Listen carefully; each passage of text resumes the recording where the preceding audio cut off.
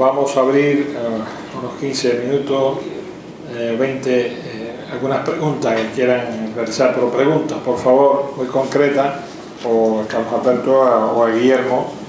Gracias, Ramón, por tu palabra.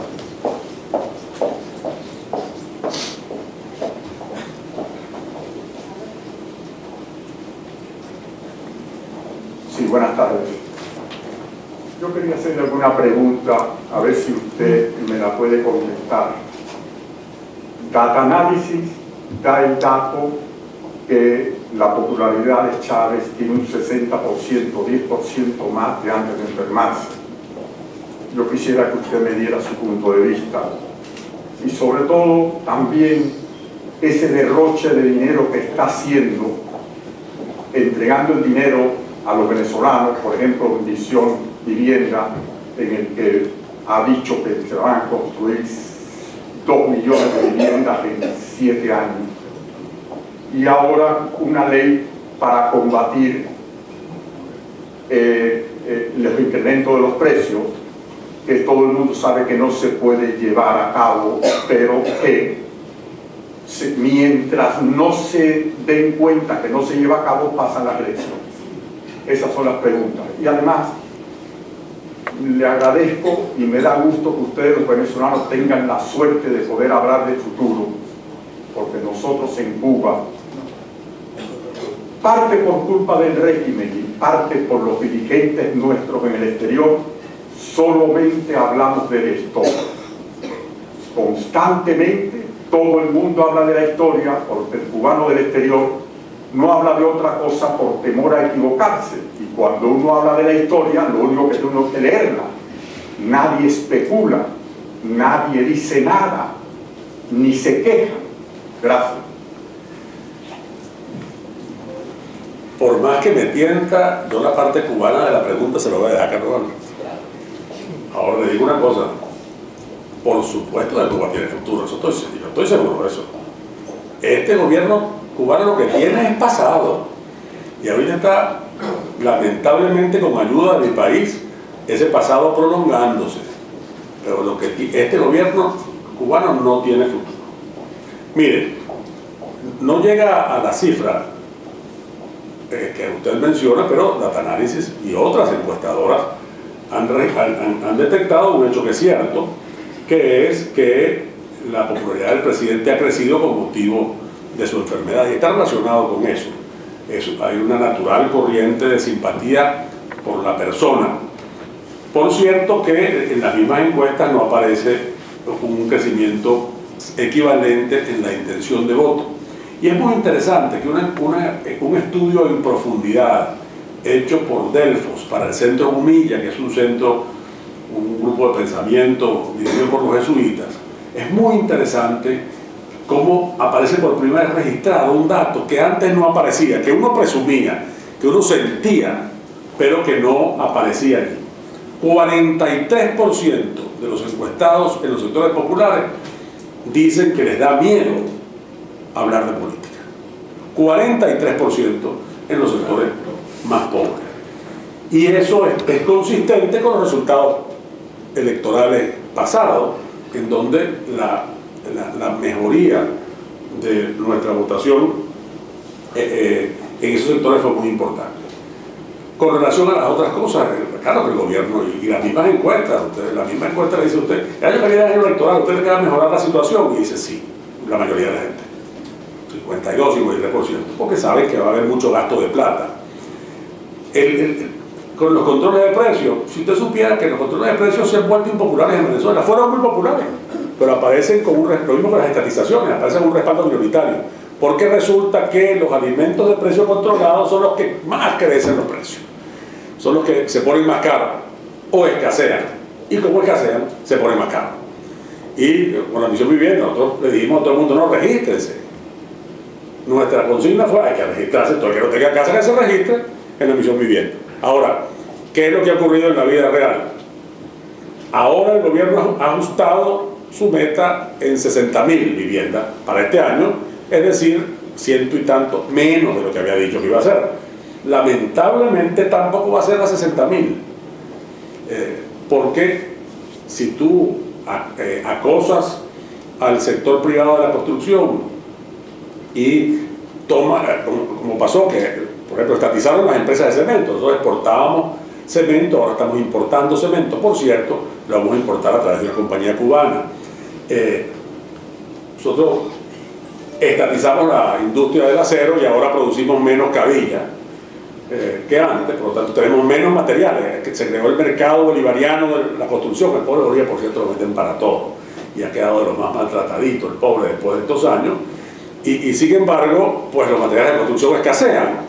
Entonces, se pueden hacer menos viviendas por las medidas que el gobierno ha tomado antes, aguas arriba. Lo mismo que la ley de arrendamientos urbanos que han hecho, que es una copia no demasiado audaz, pero suficiente para acabar con el mercado de arrendamiento, copia de la legislación cubana, que va a disminuir la oferta de inmuebles en alquiler y por lo tanto encarecerla. Bueno, y entonces el sol de la realidad es difícil taparlo con el dedo de la propaganda.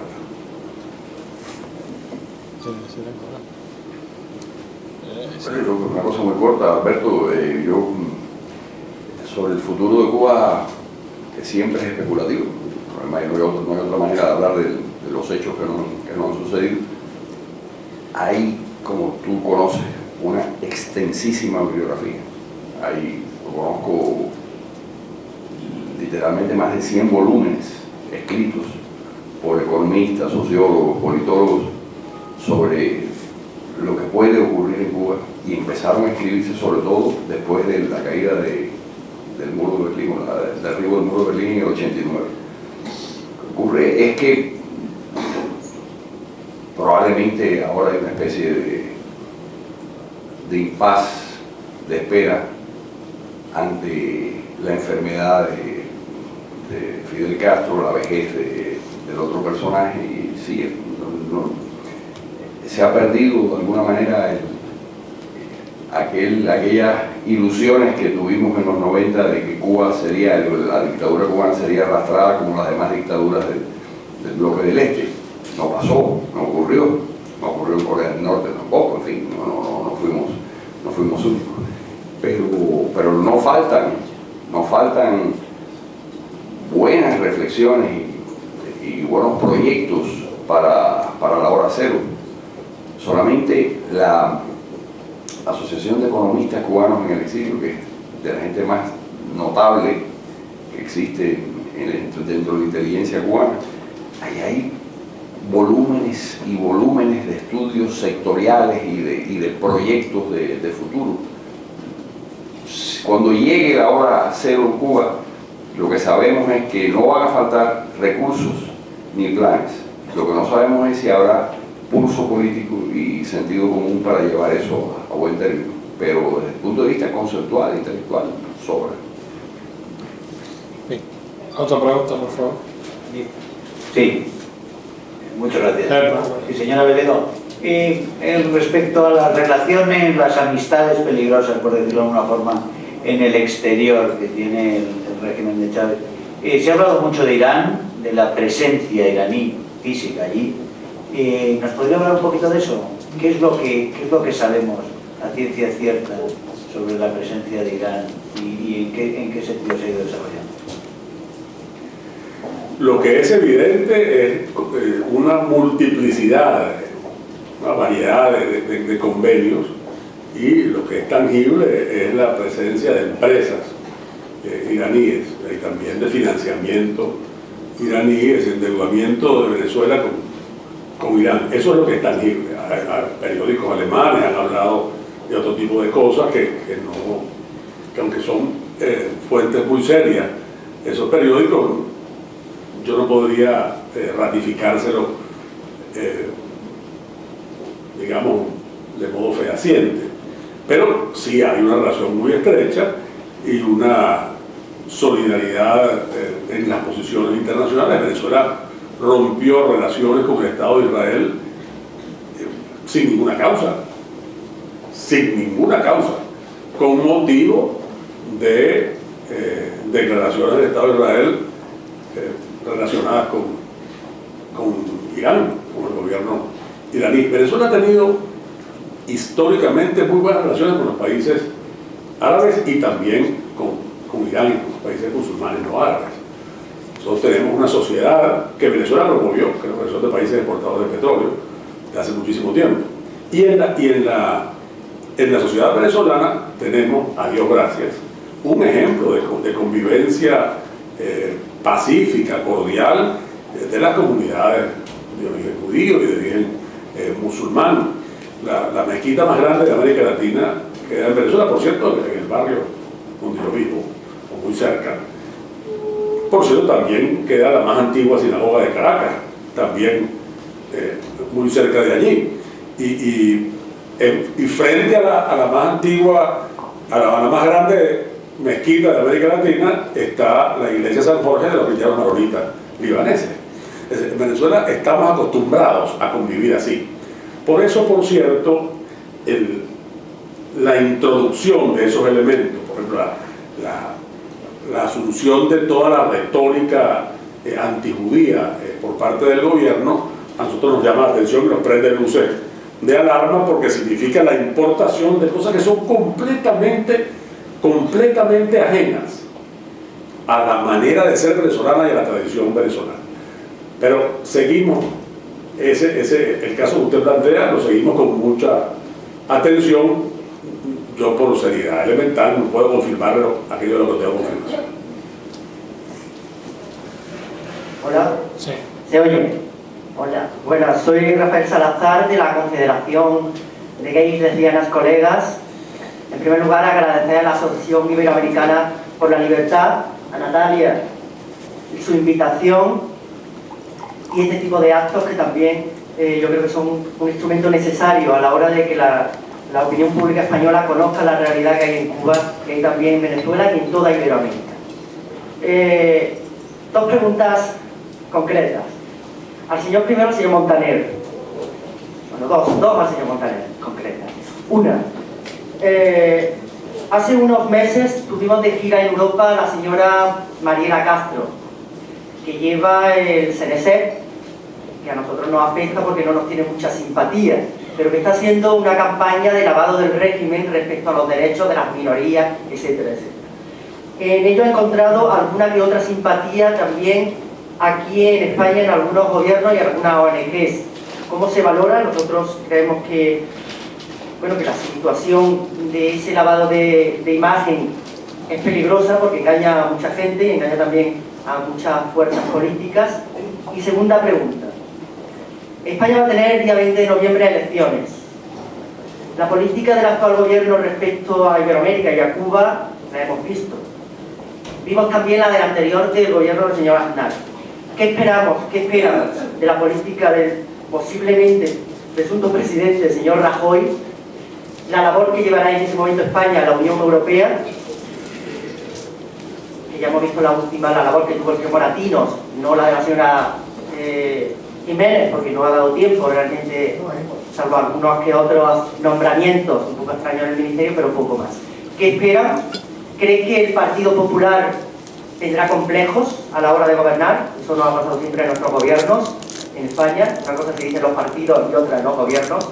Y al señor Abeledo, en primer lugar, la solidaridad que pedía, pues en España todos los que tenemos conocimiento, y hoy día con las redes sociales, yo creo que es posible que haya un mayor conocimiento de la realidad venezolana. No solamente no te calles, que dijo el rey de España al presidente venezolano, sino algo más, y aparte de las bondades que dice este señor, que haya más conocimiento profundo, como hoy nos ha hecho aquí, pues yo creo que, y de agradecer de la realidad actual de Venezuela, de lo que se espera que puede ser el futuro venezolano. Pero ya haría la pregunta también, Unión Europea. España tiene un perfil alto, por lo menos eso esperamos, en influencia respecto a sus socios comunitarios. ¿Qué esperan de la Unión Europea? ¿Qué esperan que haga el futuro gobierno español respecto a la política con Venezuela y a la política en general, con los derechos y las libertades en los países iberoamericanos? Muchísimas gracias. Bueno, pese a la campaña, gracias por la pregunta, que además es muy pertinente, pese a las campañas de promoción de imagen de Mariela Castro, lo cierto es que la sociedad cubana es una sociedad El gobierno cubano es un gobierno muy represivo en materia de la libertad de las preferencias sexuales de las personas. Es, que yo recuerde, el único gobierno en América que ha metido en la cárcel o en campos de concentración a personas por sus preferencias sexuales. Así las tuvieron durante más de 2 años, hasta que la presión internacional hizo que finalmente la sacaran. Nunca ha habido una rectificación, nunca han pedido perdón por eso, nunca han explicado quiénes son los responsables. Pero la realidad es muy triste. El responsable directo era Fidel Castro, la persona que tenía una fijación en la represión del homosexualismo en Cuba era Fidel Castro, acompañado por Raúl Castro y en gran medida por el Che Guevara. El Che Guevara no fue responsable directo de los campos de concentración, porque ya estaba en las guerrillas africanas y luego en las guerrillas bolivianas, donde perdió la vida cuando esos hechos ocurrieron. Luego ha habido una especie de rectificación, pero una rectificación muy limitada, presionada por Mariela Castro. Entonces, pues en Cuba se dice una cosa tremenda, ¿no? Que es el único país del mundo donde es más fácil cambiar de sexo que de partido político. Que uno puede operarse ahí, pero uno no puede convertirse en democristiano, o socialdemócrata o liberal, porque inmediatamente lo meten en la cárcel y lo castigan. Ahí estamos viendo con la labor de esta señora una campaña propagandística para mejorar la imagen del régimen. Cuando hace relativamente poco tiempo hubo un matrimonio entre un gay y una señora que se había operado, que originalmente era un varón transexual. Bueno, cuando se produjo ese matrimonio, como el gay era notoriamente antifidelista, fueron expulsados es decir, privó por encima de todo la cuestión ideológica. Se les respetó, Mariela Castro le respetó a esa señora que trabajaba con ella, le respetó sus derechos profesionales hasta que se casó con alguien de la oposición. La verdad es que estamos en presencia de una gente que es por naturaleza por naturaleza política e ideológica, quiero decir, absolutamente intolerante con la libertad de las personas. Yo mencionaba el doctor Guede un libro reciente que es La mujer del coronel, es la historia de la novela publicado, es la historia de una práctica cubana insólita, la práctica del gobierno cubano de notificarle por escrito y con todas las pruebas a cualquier funcionario del partido o miembro del ejército que su mujer haya tenido una relación extramarital, y que ellos dedican su servicio de inteligencia a investigar cuál es la conducta de las mujeres, no de los hombres, porque además es una sociedad tremendamente machista, la conducta de las mujeres. Y una vez que tienen la demostración de que las mujeres, algunas mujeres, son infieles, le comunican en un sobre amarillo al marido el adulterio, y además con todas las pruebas. Y entonces lo ponen ante una cosa casi decimonónica, ante la opción de o deja el ejército y deja el partido, o deja a esa infiel. Una cosa tremenda. Bueno, eso ocurre en Cuba. Hoy en día ha ocurrido en los últimos años y sigue ocurriendo. En cuanto a lo que esperamos del cambio de política, yo creo que en esta oportunidad sí va a haber un cambio en la política. Y además lo que se le pide al gobierno español es realmente que tome en cuenta la oposición interna, que invite a la oposición interna dentro de Cuba a los actos oficiales del gobierno, que le demuestre a la dictadura cubana que para el gobierno de España todos los cubanos tienen derecho a participar en la cuestión política, que le abra las embajadas a los disidentes para que puedan, o a los demócratas de la oposición en general, para que puedan utilizar el internet, para que tengan un espacio de libertad. Si la embajada española en Cuba, o como la embajada de cualquier democracia, es un espacio de libertad porque reproduce el modo de comportamiento de esos países dentro de Cuba, que en ese pequeño espacio de libertad los cubanos puedan ser libres, ser tratados dignamente, que tengan acceso a información, que puedan comunicarse con el mundo. Eso lo hacen ciertas embajadas en Cuba. Por aquí hay un diplomático cubano, o un diplomático español en Cuba, no sé si ya se ha ido, Jorge Orueta. Está ahí. Está ahí escondido. Bueno, cuando Jorge Orueta fue diplomático en Cuba, pues hizo todas esas cosas y muchísimas más en defensa de los demócratas de la oposición, y junto a él otros diplomáticos españoles. Nosotros esperamos que cuando cambie este gobierno, pues también cambien esa política mezquina de tratar de complacer a la dictadura, marginando siempre a la oposición, convirtiéndolos en leprosos políticos, sometiéndose. España no tiene por qué someterse a esas reglas que le impone la dictadura cubana. España es suficientemente importante y tiene suficiente peso, y las relaciones entre los dos países es unas relaciones muy claras, donde España es la que da, la que ayuda. No tiene por qué comportarse de la manera que este gobierno eligió comportarse. No lo hace Suecia, no lo hace Holanda, no lo hace Canadá, no lo hace Estados Unidos. España tampoco tiene por qué hacerlo. No lo hace Chequia, los checos son absolutamente, los eslovacos también y los polacos.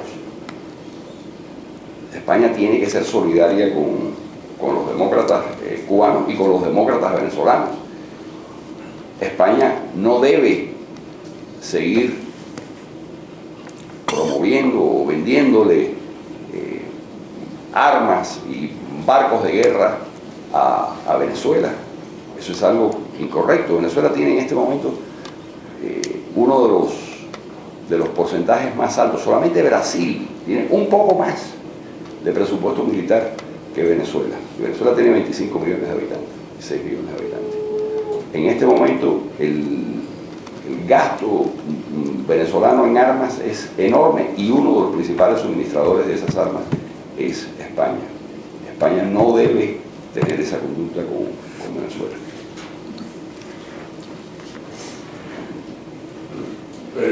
Le agradezco mucho su solidaridad y la valor, sinceramente, en nombre de mis compatriotas. De verdad que muy agradecido por su expresión. ¿Qué esperamos de Europa? Mire, lo dije al final de mi exposición, porque nosotros no le pedimos a nadie que nos haga la tarea. Sabemos que es nuestra responsabilidad. ¿Qué es nuestra responsabilidad? Ahora, esa responsabilidad se tendría, digamos, un gran refuerzo si tuviera más expresiones.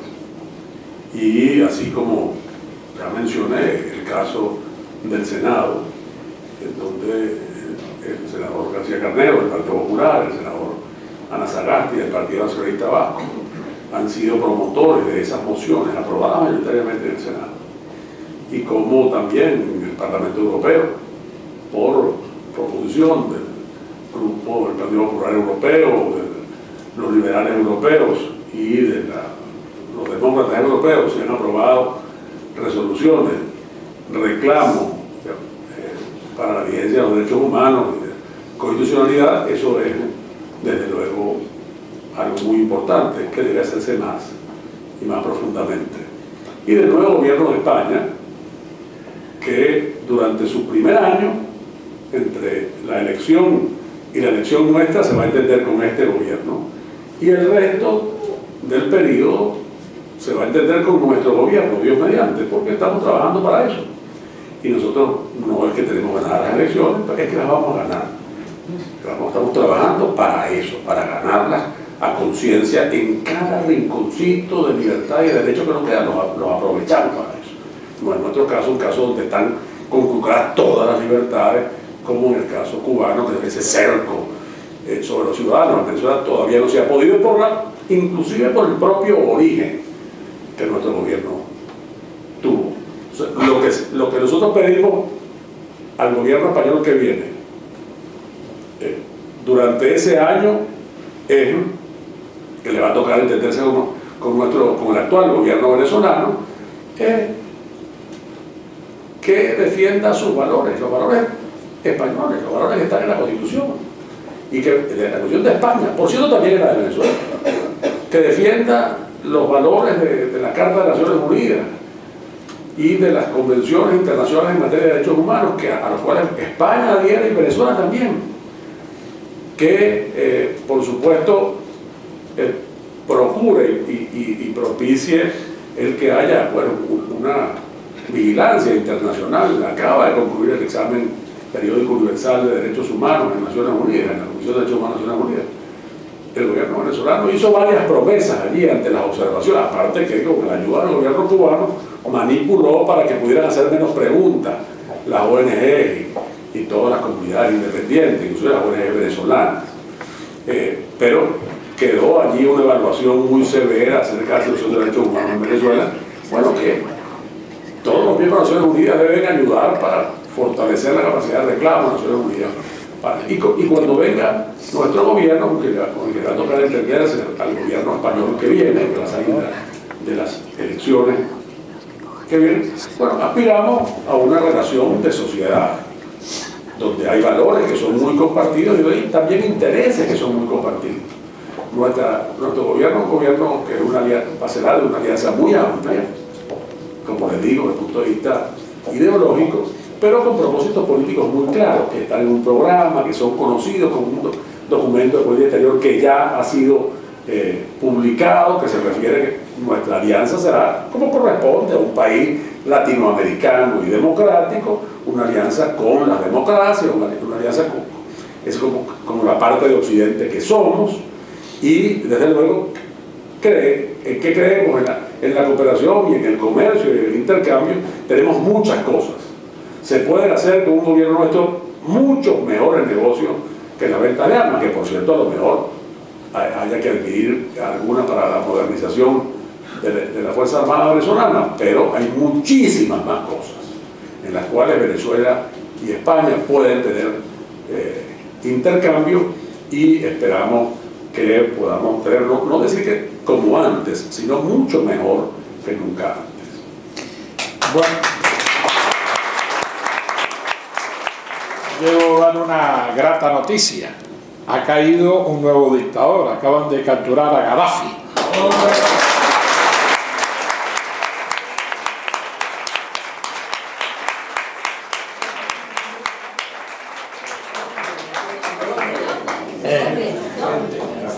Doctora Velero, una pregunta nada más. En su territorio. ¿Se les habrá ocurrido pensar qué pasaría si el gobierno chavista quisiera adelantar las elecciones? Para fastidiarlos a ustedes, claro. Bueno, ya está fijada la fecha de las elecciones, la acaban de... Pero si lo adelanta todavía... Ah, bueno, sí, y si la atrasa, ¿qué haría, no? Señora Morales, por supuesto, fíjese usted, ya está fijada la fecha electoral y han comenzado los trámites para esa fecha, que son unos lapsos formales que tienen un contenido material. Perdona la desviación profesional en el modo de responder. Ahí está mi profesor Nelson Rodríguez sentado cerquita de usted. Es decir, esos lapsos sirven para el registro, para todas las cosas que hay que hacer antes de una elección. Y están convocadas las presidenciales para el 7 de octubre, las de gobernadores, el equivalente aquí de los presidentes de comunidad autónoma, para el 16 de diciembre, y para el 13 de abril las de alcaldes. Entonces ya ese calendario está en marcha, ya el Consejo Electoral está, digamos, trabajando en eso. La fecha 7 de noviembre significa una anticipación con relación a lo normal, que sería diciembre, y un alargamiento del periodo entre el gobierno, entre la elección del nuevo gobierno y 7 de octubre, perdón, quise decir, discúlpenme, y la toma de posesión del nuevo gobierno. Ya adelantarlas más tendría inclusive problemas adicionales también para ellos, porque la salud del señor presidente, a la cual yo no me he referido especialmente porque no soy médico ni adivino, y porque se ha manejado ese tema con tal falta de transparencia, con una tan antidemocrática falta de transparencia, que la verdad es que nadie sabe a ciencia cierta, con la probable excepción del gobierno cubano, qué es lo que de verdad tiene el presidente de la República. Y nadie, me refiero a nadie, es decir, probablemente mucha gente en el gobierno venezolano no tenga esa información completa. Pero esa incertidumbre también hace que en el propio cero del poder sea un elemento. Y entonces ellos tienen ahorita muchas cosas de que ocuparse y no pueden manejar la fecha de elecciones tanto como quisieran. Ahora nosotros, le repito, no lo repito porque no lo he dicho, estamos preparados para todas las eventualidades. Cuando no se ha fijado la fecha, siempre insistíamos en que teníamos previsión con relación a lo de la fecha salió dentro de los parámetros que nosotros esperábamos y nuestro cálculo estratégico era fundado, era correcto y tenemos desde luego. Ahora, tampoco mostramos todas las cartas porque no quiere decir que uno se tenga que ser tan ingenuo y darle más ventaja a la que ya el gobierno tiene. Pero inequívocamente, sea cuando sea la fecha de las elecciones, nuestro camino es invariablemente electoral, democrático y constitucional. Nosotros vamos a exigir siempre que el gobierno se apegue a la Constitución. Y ahí dice, bueno, y si le pasa por presidente, ¿qué van a hacer? No, ahí está la Constitución, dice lo que hay que hacer. En la Constitución, a París, nosotros vamos a hacer una fuerza que promueva que la Constitución se cumpla. Bueno, ahí hay libros, los libros son gratuitos, pueden utilizarlo para ustedes y además para introducirlo en América Latina, en especial en Cuba, así que pueden llevarse los libros. Yo creo que, bueno, vamos a una pregunta más, la última pregunta, y para allá terminamos. Aplaudo la intervención de los dos y me siento muy complacido de ver que usted es una persona eminentemente democrática. Pero Martí decía que en política lo real y verdadero es lo que no se ve. Y yo quisiera tocar un aspecto. El Coazuela o el Penebaja, ese proyecto que está engavetado y que nadie sabe a dónde va a parar, y que es uno de los objetos de esta mesa redonda. Y según los historiadores, la historia se repite una vez como comedia y la segunda como tragedia. La tragedia es la de Venezuela. Venezuela con la tragedia de este proyecto. ¿Usted cree, o su partido, o la unidad de partidos democráticos opositores de Venezuela, tienen un concepto hipotético de quién puede ser el hombre que sustituya a Chávez? Ese es uno. Usted, por su currículum, veo que usted es una persona que domina el ámbito económico y financiero. Una vez concluida y eliminada ese socialismo del siglo XXI en Venezuela, Chávez se murió, lo lógico que tenemos que pasar todos, Cuba va al piso. ¿Ustedes tienen algunos proyectos previstos de cooperación en la base al desarrollo para la población dentro de Venezuela? Empiezo por el final, le remito, bueno, por beneficio de la audiencia del proceso de disolución, dado lo que nos hemos prolongado, en nuestra página web unidadvenezuela.org está tanto 100 soluciones para la gente, nuestro programa para agua, como el compromiso con un gobierno nacional, en donde están explicitadas las líneas maestras de lo que es nuestra idea de cómo recuperar la prosperidad en Venezuela. Bueno, con base en cómo se puede recuperar la prosperidad, con base en una economía de mercado, por supuesto, con una gestión pública que tenga también un fuerte acento social y con un estímulo a la promoción de empresas independientemente de su tamaño, porque este gobierno considera menos pecaminosas las empresas pequeñas que las grandes. Tenemos que haber muchas empresas grandes, medianas y pequeñas en Venezuela, nacionales y extranjeras, y empresas digamos, capitalistas, y también empresas cooperativas, asociativas, en todo sentido. Dicho esto, le digo, mire, por cercanía, por afinidades evidentes y también por la historia, el destino de Venezuela y de Cuba son muy cercanos. Yo no puedo hacer de adivino para saber cuándo. Lo nuestro tiene una fecha, pero una fecha formales, y estamos trabajando para que así ocurra. No puedo decir cuándo va a ocurrir lo de Cuba porque depende de otras variables. Pero mire usted, en la Declaración de Independencia de Venezuela y en la primera Constitución está la firma de Francisco Javier Yáñez, diputado al Congreso de Venezuela, nacido en La Habana. Y la bandera de Cuba fue diseñada por Narciso López, que era un venezolano.